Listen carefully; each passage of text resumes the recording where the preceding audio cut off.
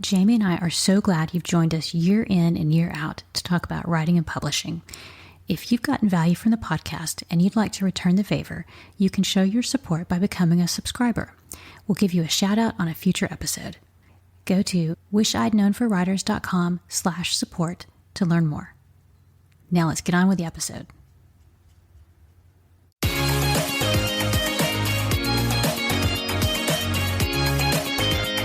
Welcome to the Wish I'd Known Then podcast, where we focus on how authors found success, looking at strategies that have taken them to the top of the bestseller charts, as well as what they've learned from their mistakes. Because being an indie author is more than knowing the latest marketing trend. It's about being innovative and creative and learning from your mistakes. Welcome to the Wish I'd Known Then podcast. I'm Sarah Rosette. And I'm Jamie Albright. And this week on the show, it's us. Yes, and we are going to talk about translations. Yep, we are. So Sarah's really the expert on that of the two of us. So, but we're going to talk about it. I've got some questions. So yeah, and we've both done translations. We do them different ways, which is typical for us. We do everything differently. We do things from getting up in the morning to going to bed. Yeah. Pretty much, yeah. So let's see. Let's do our supporters housekeeping. Yeah. Okay. So first, I should say thank you to everybody who filled out the survey. Yes. We hadn't closed it, but we've got such great feedback, such great suggestions for guests. We've already reached out to a couple of people to see if they could come on, and just thank you to everybody who filled that out. Yeah, and be careful what you ask for, because one of the things you said you really liked was when me and Sarah talks. When we do an episode.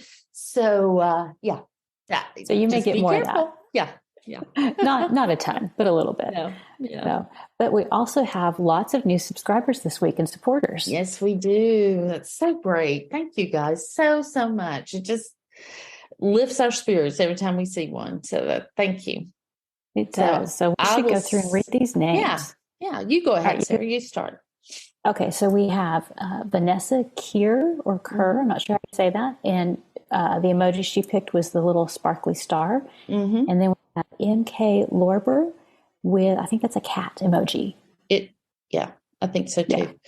My old eyes won't really see that. And then Denise Wells is the unicorn, and Greta Boris is the rocket ship. I love that one. And Tracy C. is the stars. Perfect. Then we've got Corinne Bachelor. We are so sorry if we say these wrong, and I'm terrible at pronouncing things. But Corinne supported us, and her emoji is the dog. And Dahlia Constantine picked the star emoji, and Taylor picked the heart. Yes. Kate Simmons picked the star. Kate picked the unicorn. Victoria L.K. Williams picked the spyglass. Yeah. And Debbie Cromack picked the heart. Yeah. And then we also have Melanie Harlow with the maple leaf and MJ Parisian with the heart. Correct. So that is like a ton of people, and we're just thrilled that y'all are supporters, and we just thank you so much. Yes, we do. We absolutely do. It's just so great. Thank you again. Sarah, tell me what's been going on with you this week. Well, I've been doing some more writing. I'm getting to the point where I'm like nearing the third act, which for me is like a huge relief. And once I can kind of get over that little hill, it'll be downhill, from then on. Feels good. I did get my copy editing date moved back about 2 weeks, and I think that'll be perfect. So, and I think just moving that just made me feel so much better that I was able to think more about the book and less about the deadline, and been working on that. And I've recovered the rest of the Murder on Location series. I'm switching those covers out to, they're much more just a single graphic element, more plain than they were. And I'm hoping that'll draw in some new readers. Right. I'd done books 1 through 3, just to kind of see how it went. And then I thought, it doesn't look that great to have the last 4 books in the series, a totally different cover, and I just can't stand it. Yeah. So I went ahead and ordered the rest, and I've got those put up this week, and then I applied for a book club. So, oh, that's great. Maybe I'll get one. But I figured it would be better if they were all the same. If I was going to apply for a book club, I would just that was an excuse to go ahead and do everything. I think that's smart.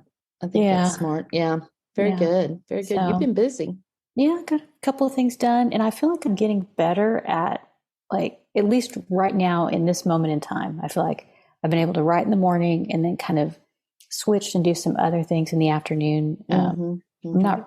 I still feel like almost all my brain power is going towards writing that book. Right. But then in the afternoon, I can do a couple of other things. And used to, like, I would be so burnt out, or, like I just couldn't even think about anything else. And I had to just totally be done for the day.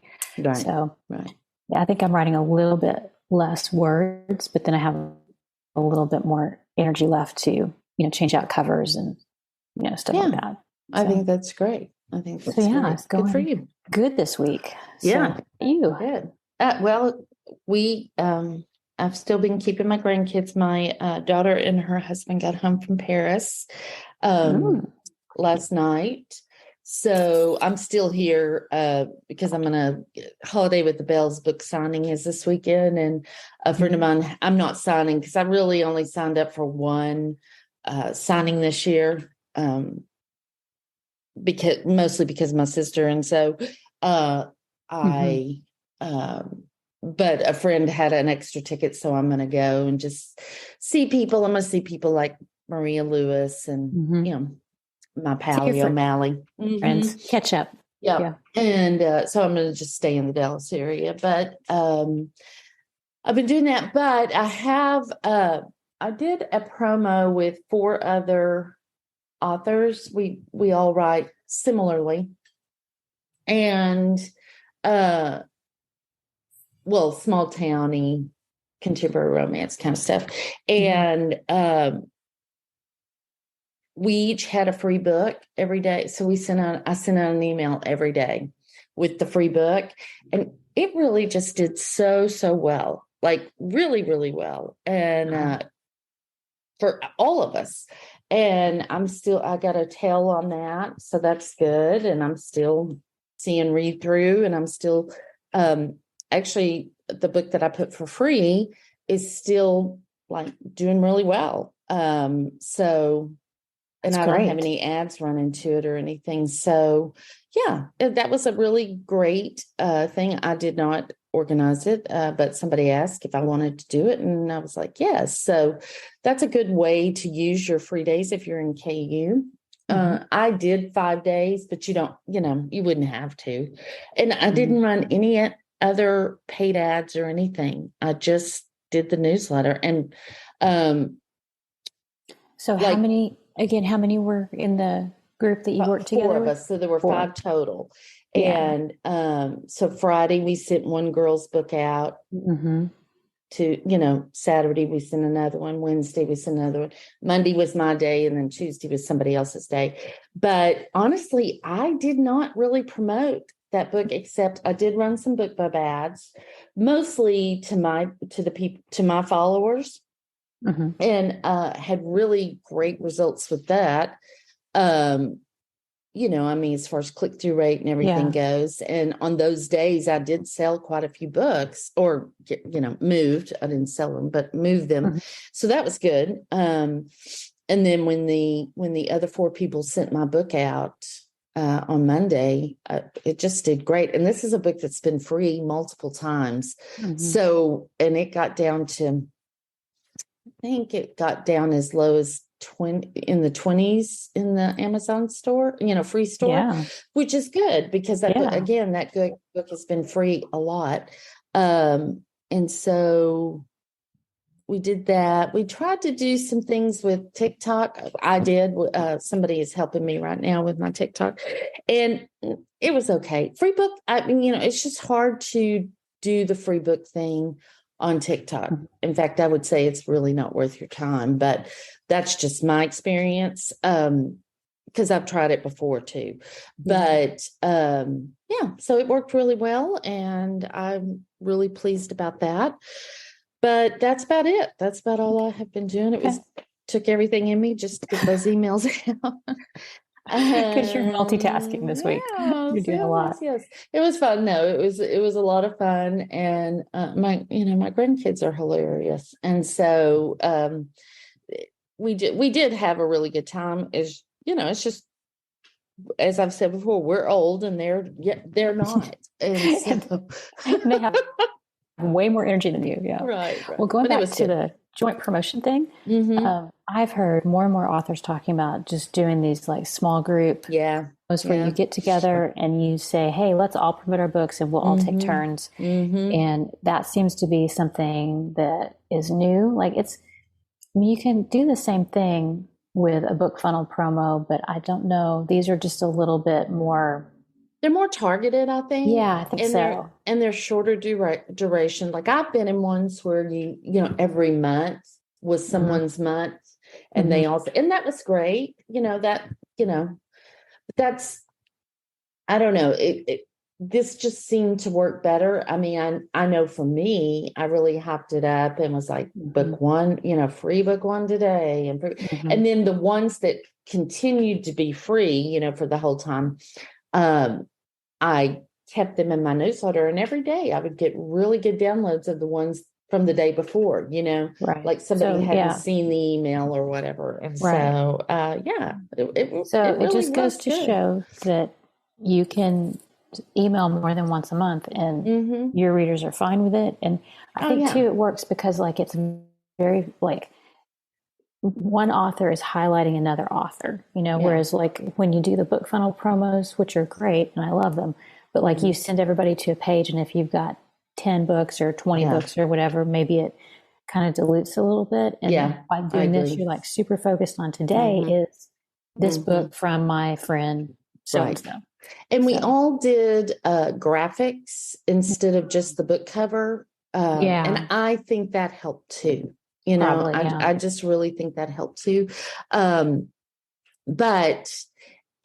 it had the book cover on it and everything, but it, I don't know. I just think the graphic maybe grabbed people a little bit more, but it was great. And, I didn't, I had really great open rates. I had really great click rates, and I did get rid of quite a few subscribers because people were on, it's kind of like the self-cleaning email list. It is. It's a self-cleaning kind of thing. And that's great for me because I don't want anybody on my list that doesn't want to be there. So, right. And if they really don't want to hear from you, then you don't want them there. Like if they're like, oh, I only want to hear from Jami once a year, then they can find out about your books by signing up to follow you on Book Club or something like that. Right. Oh, and one other thing that I did was for my book, because it has been free before, and because so many of my people have already read it, I said, a lot of you may have already read this, but if you'd like to share, I'd love that. And so I had created, I created a link just for that. And I haven't checked yet to see what the rate was, but I know a lot of people were sharing because, first of all, they clicked that link. And second of all, they were, I was getting tagged and stuff. Yeah. So that was a good way for them to be able to share it, Right. That's like the best promotion you can get is somebody who's already read the book and is saying, hey, this was great. It's much better than an ad that you could run as far as like word of mouth is the best advertising. So that's awesome. Right. Yeah, it was good. It was good. So we should probably go ahead and talk about translation, shouldn't we? Yes. So I did want to mention that we have had a episode about translations. We interviewed Tanya and Crosby in episode, I think 58. And she has done over 100 translations, and she talked us through how she does it. And that was kind of what kind of gave me the kind of kick to get going on this. And she's super knowledgeable. So if you want more information, be sure and go back and look for that episode, and I'll put a link in the show notes on that one. Right. Yeah. It was really great. And, Sarah is always the go-getter. I'm the one that sits back and goes, how'd that go? So, well, but you have a translation too, right? I do have a translation, but it's not it was very low maintenance, low work on my end. And as it turns out, pretty low profit, but it's okay. Well, that's kind of the trade-off. And I mean, but your book is out there. So tell us about how that went, like what language it is and how all that came about. It's in Portuguese, and they contacted me. The publisher contacted me and asked me, if I would be interested in, selling the rights to them for this. It was a pretty good deal in that, they don't own it forever, which was something that I really wanted. But other people had done it with this, had used this publisher. So I decided to do it. And, I just sent them the Word document, and they translated it, and it took a while. And then they came up with the cover, and they let me approve it. But I will tell you that both covers are darker than my covers are here, especially Running from a Rock Star.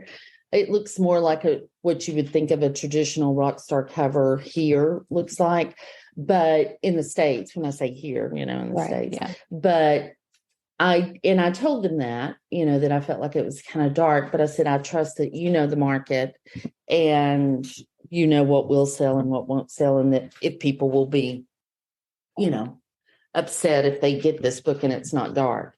And so, it worked out. The cover's great. I mean, they're really beautiful covers, but, and I've gotten great reviews on those books, but, when you sign with a publisher, your profits are just smaller. I mean, that's why most of us indie publish, because we want the bigger profits. So, right. Yeah. And I've heard that if you go with a publisher, I've heard many authors say most times you're probably going to get, an advance, make it a small advance, and that may be all the money that you see, because there's just not like a ton of potential unless your book just totally breaks out and, through the lightning strike. Right. But, so tell us how long did it take? Like they contacted you and you it was almost a year. Yeah, it was almost a year. I think they were supposed to, I vetted them, and it took me a little while to, come to, about maybe a month before I decided to do it. And then they sent the contract, we signed the contract and everything. And I did have somebody look at the contract, BTW. And I,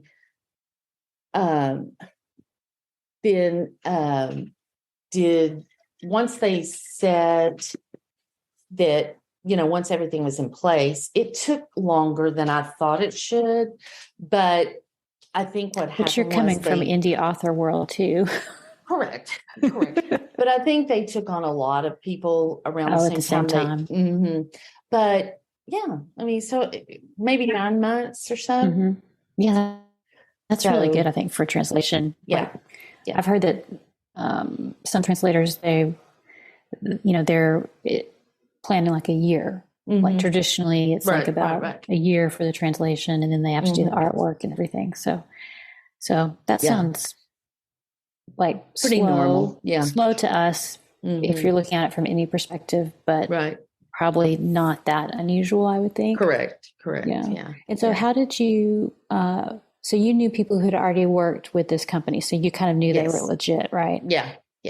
So if somebody gets an email that's just like, "Hey, we saw your book in the top 20 and we're interested." Yeah. What should people do? You should ask around, see if anybody else has used them. See if anybody else has used them and what their experience has been like. Because I had gotten an email from someone who wanted to do them. I can't remember what language it was. It was something in Europe, but I decided, because nobody had heard of them before, so I had decided that I was going to pass on that. Yeah. So Yeah. Yeah. And that's what I did. And some translation houses or, publishing houses, especially I think in the smaller countries, they may not be that well known here. Like, I think translations, like, this is a new thing that I'm seeing a lot more books translated, like in cozies, that before that wasn't a thing at all, like maybe 10 years ago. So I think, if you can, like, I've gone on and looked to see if there are any other cozies from the publisher. Like, sometimes I've gotten an inquiry and I'll just go look and see, do they have any other cozies published in that language that they're asking about? And if they have zero, I'm like, maybe not. But if I see some names I recognize, especially if I see indie names, then I'm like, oh, maybe this is where it might be worth my time to look into, Right. Exactly. And, and I don't know. I have always been concerned about that my small town humor will not translate as well. But I will say that it seems, people talk about how funny the book is, the reviews that I've seen that, I have translated, and, they talk about how funny the book is and everything. But, one woman when you translate it, it says the panties of the granny instead of granny panties, so who knows? Who knows? But it's done well. But, again, I'm not sure. I'm not sure I would do it again. Okay. I mean, without, and they didn't give an advance. That's another thing. They didn't give an advance, but you get the book back faster. I think it's only like 3 years or something. I mean, it's, I'd have to look at my contract, and I'm not home to do that, but, well, I think that's pretty faster. Standard with translations, that to have a limited time, like that they will have it and then it reverts back to you. But and I think maybe like 5 to 7 years is what I've heard. But that can be, a market can get hot and be cold again in 5 years. So if you give away your rights, that might be like the window. So you just have to think about that, if that's really what you want to do. Right. If and you as don't have time to do it at all yourself, it's probably a fine thing to do, just to get the books out there. Right. And as with anything else, anytime you're selling your rights, you really need to think long and hard about that. Like, is this going to benefit me in the long run, not just the short run kind of thing. Yeah. So anyway, that's my experience. Again, I'm not, I say I don't know if I would do it again. I don't know, because I still don't know how my humor is going to translate like into German or something like that.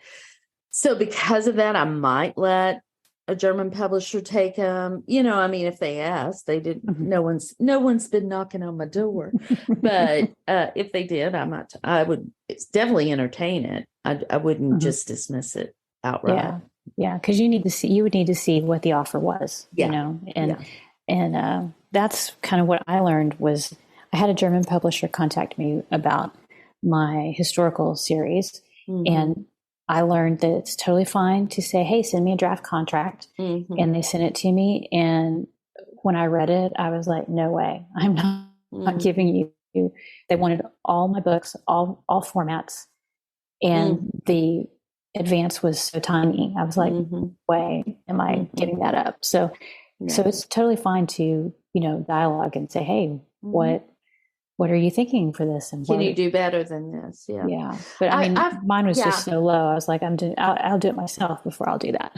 Right. And I learned that I think we kind of feel like we can't dialogue or ask for something or whatever. But I did learn that when Rockstar, when it was hot, I did have several like audio publishers contact me, and the advance, they were like, I knew that other people had gotten bigger advances. Right. And so I just said, hey, I this advance isn't like what I was considering or would even consider. And so they did come back with a bigger advance, but I ended up not going with that company because I was able to get a better deal, not with advances, but as far as like profit sharing and stuff. And so that's, but the point being, you can negotiate. I mean, I think they're probably used to that. So and I think if we said yes right away, they'd be like, oh, wow, great deal for us. Easy mark. Yeah, that's not the point of view that I have going into something like that. It's always really stressful for me, but I have learned that you can negotiate, and they're probably not going to walk away. I mean, I think that my fear is that I'll say, well, what about this? And they'll say, no, never mind. Yes. But I mean, I've negotiated on audiobook contracts, the one that I'm getting back, and different things that I've just learned that it is totally fine and almost expected. Yeah. So, and I mean, we need to value our work and know our worth, so anyway, but that's my limited experience with translations. Let's talk about you. Okay. So how many of your series do you have translated? So I only have done one series, the historical, and I've done it in German and French. The French books are still coming out. They've taken a little bit longer, but that was one thing I learned when I was kind of searching this out and trying to figure out what to do, because there's lots of different things you can do, but one thing I heard was that you always want to go with your best-selling series. So that was what I did. I picked, even though I didn't know like how historical would do, but I knew that there were several other historical mystery authors that were getting translated into German and French. Right. So I started with German, and then I got super excited and went ahead and started French. And I really wish I hadn't done that because it was like too much. So one language at a time is way easier. Yeah. And I started slow. I did one book in German and went ahead and got the second book under contract to be translated. Right. And, but by that point I'd realized that, series just do so much better. And I thought I just need to do several books. And so I committed to doing all 6 books in each language. Yeah. And that's been really good because it lets people know that there are more books coming. Right. And I would say if you're going to do it and you have a series, you want to do at least 3 to make sure it's just better, even though it's a big cost commitment, Yeah, it is a big cost commitment. So let's talk about that. Well, first of all, let's talk about where did you find your translator? Okay, so there's lots of ways you can get a translator. Readsy has a marketplace. You can go in there and search. That's how I found my first translator for German. And she did the first book in the historical series and did a great job. Then just because of time commitments and stuff and scheduling, like it was going to take so long to get the rest of the series out, I switched to another translator, which wouldn't recommend. That's probably not the best way to do it, but that's kind of what I had to do to get the books out more, to get the whole series efficiently out without it being like 7 years or something on the road. So that's one of those differences, that if you're doing it yourself, you have a little more control. But you can find translators on Upwork. You can, I would definitely ask your friends, people that are starting translation, and there's groups online. Go in Facebook and join some author groups, find out who people are using. And most people are willing to recommend people that they've used. Definitely just ask around. And then once you find somebody, you can have them do a sample translation, and you usually send them about, I can't remember, I think it's like 3 pages, and you want to pick something that's got dialogue, prose, and kind of has your tone, the tone of your book very clearly. You send that to them, they do a sample, and I can't remember if I paid them for that or not, but I know that I paid to have it checked. Like Readsy has a thing you can go in and sign up for where you can have another translator evaluate a sample translation. Okay. Yeah. And so I did that, and I paid for that, but it was really worth it. And you can go on Upwork and find other translators. Like you search for fiction translators and your language that you're looking for and your genre that you're looking for. And then they can tell you, if it's a good translation or not, or if there's anything, that they would say, well, this is kind of clunky here. So then once you find somebody, then you just do a contract with them. Tanya, in her episode, I believe she talked about there's multiple ways you can do translations. You can do all kinds of different contracts for like you split the royalties with them, kind of like the ACX contract. You can pay outright. There's sites where you can kind of go through a site where they will split the royalties for you. So there's lots. You kind of have to do some research to figure out how you want to do it. But I just went ahead and just paid for it up front because, like as each book was translated, I would pay a deposit for like half. Then when the translation came back, I'd pay the other half. Right. And that's how I did it, just to keep it simpler for me. Okay. So, yeah. Okay. So that's how I found somebody. Yeah. Tell us what you wish you'd known about finding a translator. Well, I wish that I had known that it was going to be time consuming because I thought, I'll just ask around and find somebody. And I was very nervous. And they'll just whip this out real quick. But I was very nervous because I was like, there's no way, I don't know how to check this. But then when I found out that I could have other people check the sample translation, I felt better. And then the other thing I wish I'd known was, let's see, what was it? It was probably that's not the end of it. I kind of felt like, okay, I'll get this, I'll send off the manuscript and, then my work is done. Because in my mind, I was like, I'll project manage these and I'll send them off and then they'll come back to me. And I did not realize, even though Adriel was helping me, like how much mental brain space it would take. Yeah. So, it did. But every week when we talked, that was what you were talking about. It was like on my mind, huh? I did not get bored of it, but I'm just saying there was a lot going on.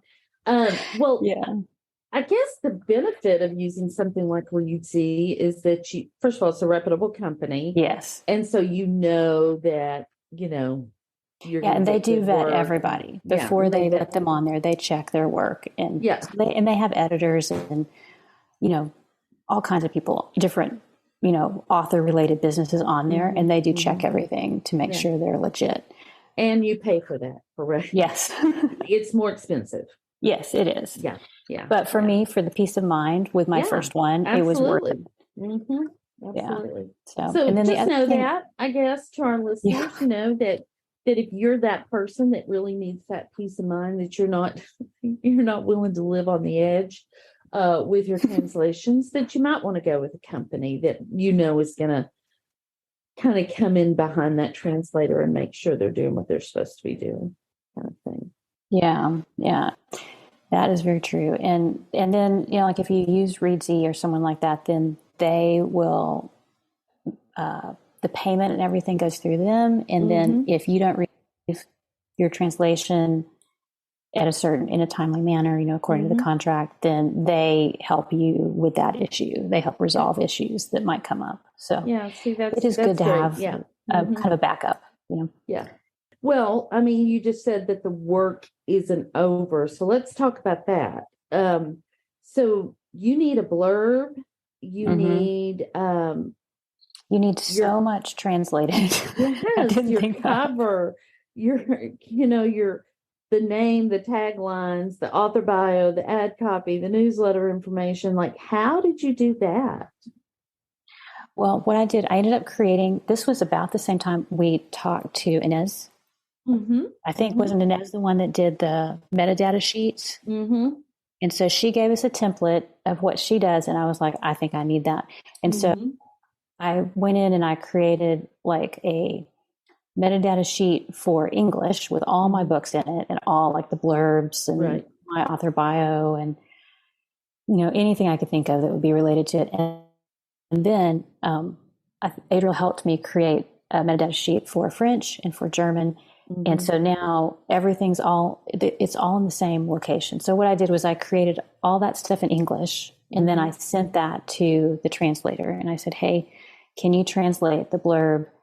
I didn't send the whole document, but I pulled out what I needed, the blurb, the tagline, the series name.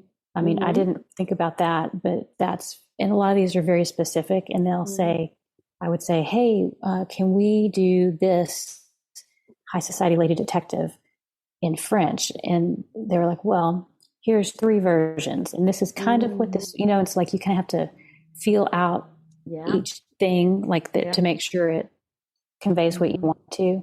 So I decided with the German, I was sending off things 1 book at a time. And then when I decided to do more books, I just created a huge document with all the books, all the blurbs, all the, everything I would need, and just got it all done at once, which was helpful. So I just did that, and then they sent it back. And then, so when a book came back, I would already have all that. And so that way I could also put it on pre-order. Once I knew it was coming in, I could go ahead and put up the pre-order because you have to have the blurb, before you can put it up. So, yeah. Hey, so that brings up go ahead. It was just a lot of like little things that I didn't think of that,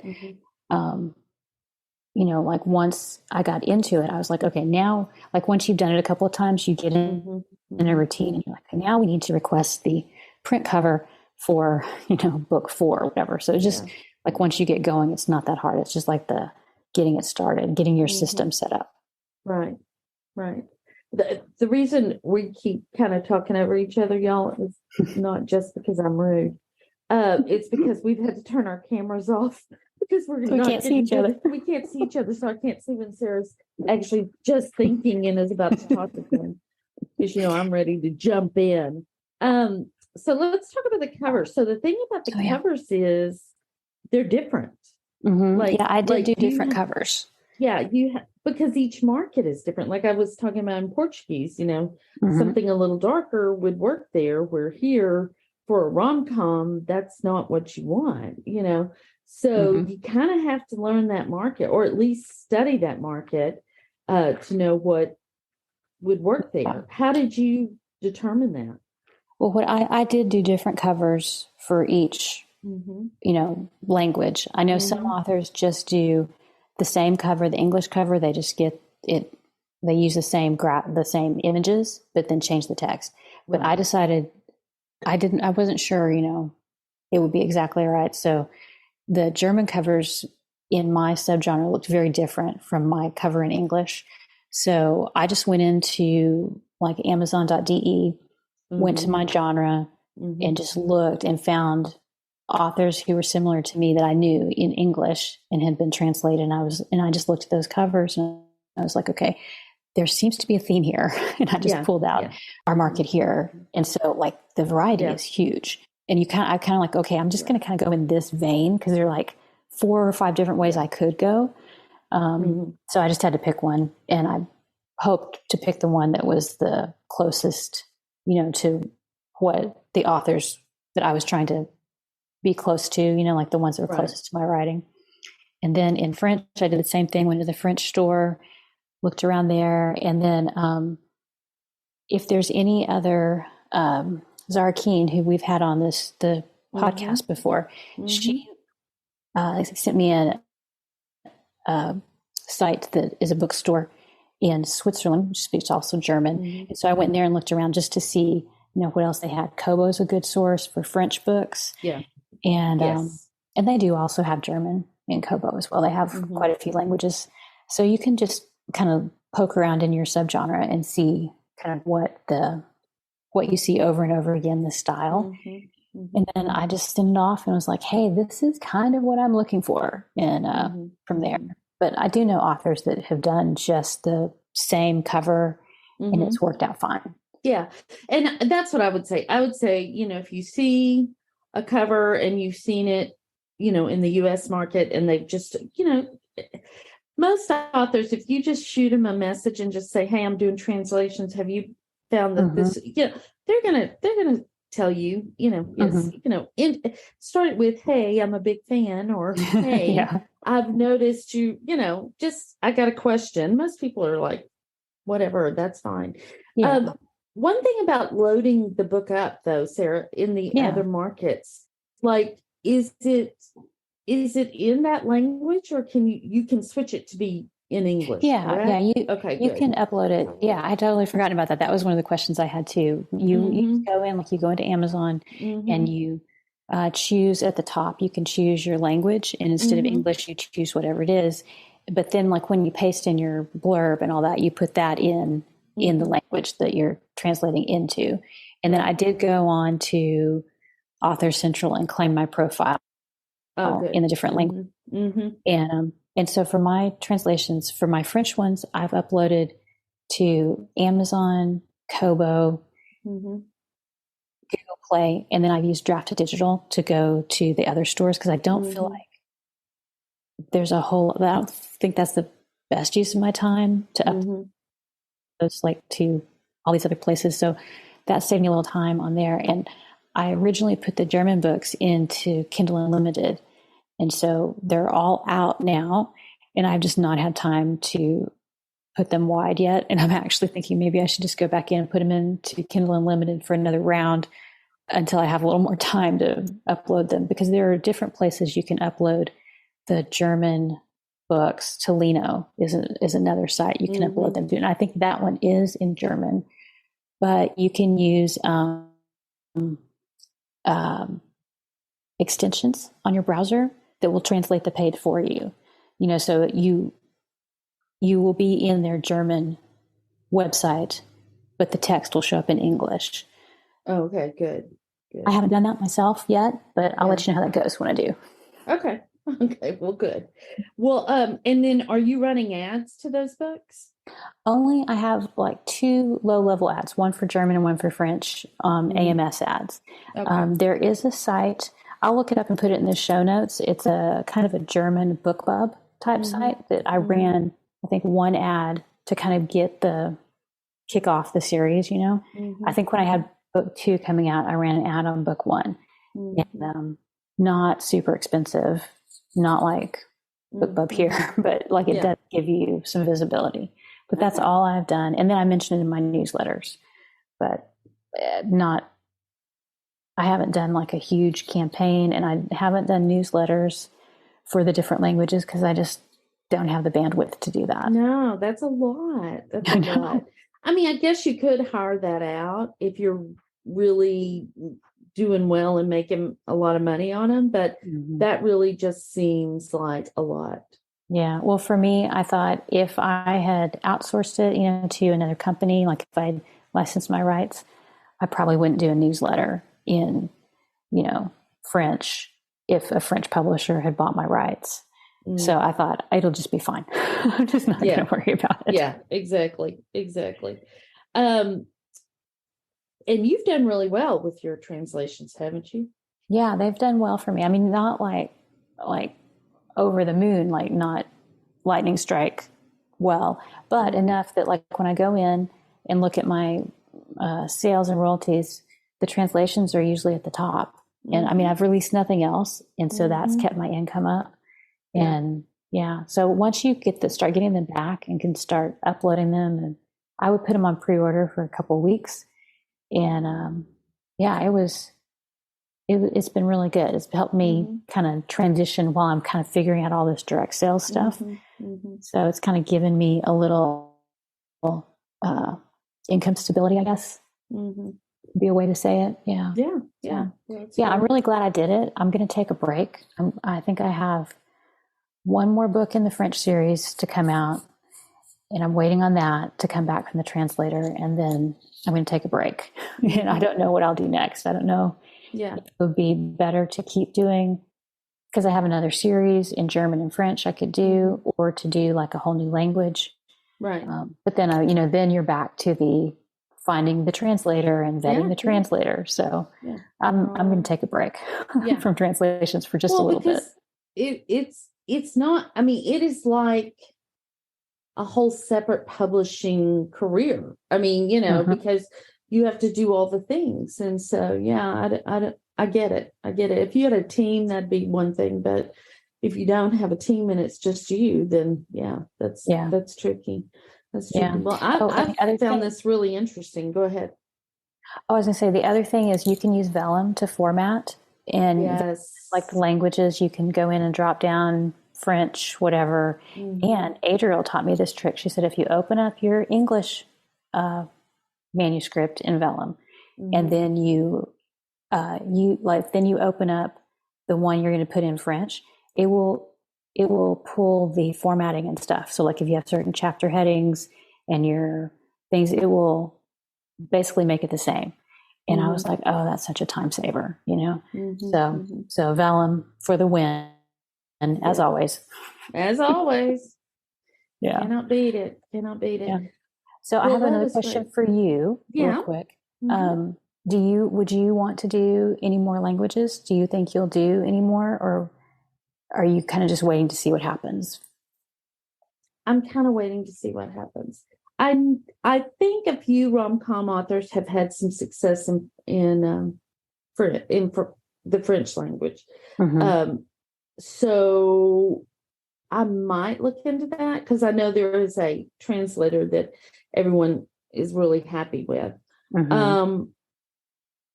And that would be something that maybe I could do this year, or until I really get into writing again, because it doesn't really require a lot of creative thinking. So I might. I mean, I'm still wondering how that's going to do, but I feel like, you don't know until you try. And that's always an asset that you have. And so then you can, maybe right now it's not going to do great, but like you said, the market could change, and in 5 years it could do great. And you've got that asset. So, so it's not beyond the realm of possibility, but I kind of feel like if I had the money, I need to put that into another audiobook. Yeah. Because that I have one out in my Small Town Royalty series. I have a second book in that series that doesn't have an audiobook. And so I feel like, so you have to kind of prioritize your money, unless you just have unlimited funds, which at the moment I don't. So very few of us have unlimited funds. So I think that's a good idea to do an audiobook. I think that would be really smart. Yeah. I mean, again, it's not like my audiobook sales are, buying me a mansion, or even, more than it's a coffee. But you can stand out in, I think, a little bit more. Right. Exactly. And it's something I'm more familiar with than translations. So yeah, that's it. Well, anything else you wish you had known about translations, or any of the aspects of translation? No, I think it's one of those things that I thought it was going to be it was very intimidating to me. And I have another author friend in the mystery genre, and she was like, just go ahead and do it. She said, it's not that hard. You'll be glad you did it. And she said, once you get going, it's easy. And it is like, it's time consuming in some ways, but it isn't it is easy. Once you get going, it's not that hard. And I can see how, like, if you could get a system going, you could just translate all your books and like just get a little assembly line rolling, but I'm glad I did it. And I'll probably come back to it. I think I just need a little break. Because I'm a little tired of translations right now. I don't blame you. Yeah. It's a lot of work. Yeah. I got a message the other day. It said, why are these books not in Italian?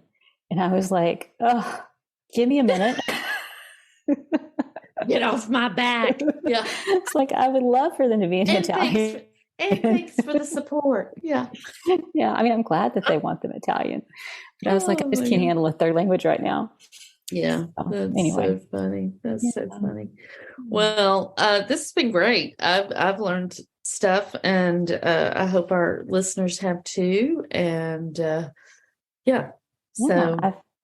I'm glad we got to talk about it. And if y'all have any other questions, like, let us know in the group. And I'll put the link to the German book club place in the show notes, and the link to Tanya's episode, because it's really good, super detailed. Yeah. That was a great episode. That was really a good one. All right. Well, very good. Well, thanks guys for listening. We appreciate it so much. You can Yeah, Sarah, you tell them all that stuff because I'm really bad at it. You're fine. You're fine. Well, thanks to Alexa Larberg for editing and producing the podcast. Yep. And to Adriel Wiggins for doing all the admin. And if you want to support the podcast, you can find a link in the show notes. It will be in there. And we're so happy that y'all are supporting us, and we look forward to talking to y'all next week. Yeah. Y'all have a good week. Bye. Thanks for listening, and we hope you enjoyed the show. If you would like to support our podcast, you can find the link to do so at wishidknownthenforwriters.com/support. See you again next week.